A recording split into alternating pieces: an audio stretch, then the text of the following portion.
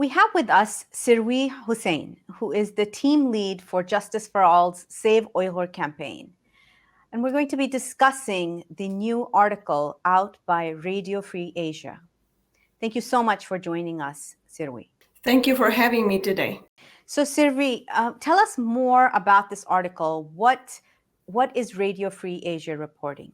Yeah, this report really adds to the body of the research and a report that Australian Policy Strategic Institute released, titled as Uyghurs for Labor. And this morning, I read this article, and according to this article produced by Radio Free Asia, more than 3,000 Uyghurs who are from Kashgar were transferred to the innerland cities, some industrial cities of China, into the forced labor factories. And this transfer is conducted by a job relocation company, which is located in innerland China and the Sichuan province. The Uyghurs who are from Kashgar transferred into two provinces of China. One is Nanjing and another one is Jiangsu. And according to this report of RFA, 13% of these transferred Uyghurs are actually university graduates, and others have some type of degrees. And when they made the phone call to this job relocation company, the women who answered this phone said that some of the graduates are from the concentration camps, from the so-called vocational training center. And according to the China Foreign Ministry spokesperson Wang Wenbing, actually he said that this so-called in and out propaganda of the Western propaganda, he called it, of the forced the Uyghur labor and this kind of labor transfer campaign, actually it doesn't exist. But this investigation and the finding of the Radio Free Asia, more than 3,000 Uyghurs who are from Kashgar transferred to the two provinces, Nanjing and Jiangsu in innerland China, proves that what this foreign ministry spokesperson of China said is a lie, blatant lie. Now, this doesn't surprise you because you've been monitoring this for past year.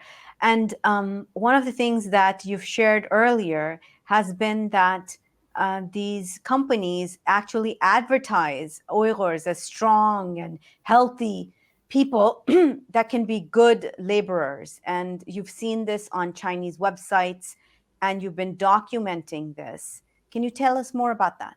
Yes, it is not a surprise at all because just in 2019, when Australian Policy Strategic Institute, when they released their report labeled as Uyghurs sold for labor, at that one it said that more than 80,000 Uyghurs, and this is the data from the Chinese state media, actual number can be way higher than this. This number of Uyghur people actually transferred through this massive labor transfer campaign conducted by the Chinese government. And from the various parts of the East Turkestan, cities such as Kashgar and Hotan to the other parts of China, innerland China. For example, Jiangsu, Nanjing, Anhui, Shanghai, and a majority of them are industrial cities. So they already found out that these Uyghurs, forced laborers, actually they are linked to the workforce who are located into workforce, actually Western investment companies, just 82 brands, very famous brands such as Nike and Apple, so on and so forth. So after that, also Save Uyghur team, we have been collecting the videos released by the Chinese state media and also like ordinary Chinese people and Uyghur people who lived in East Turkestan. Or the videos which are released from the forced labor factories and placed into TikTok and Weibo, and that's some kind of Chinese social media platforms. We have been collecting these videos and adding English subtitles and then releasing it through our own Save Uyghur social media platforms. And we found out that majority of these workers are mainly women.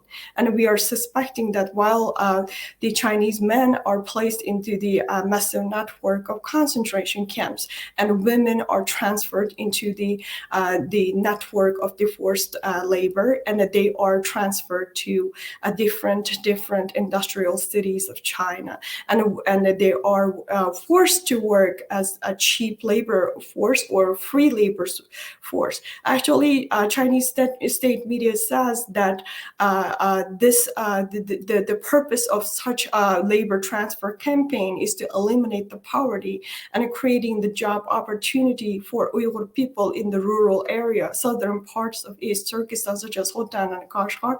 And it's absolutely voluntary for the Uyghur population to go to and relocate themselves into the hinterland China to work in the forced labor factories.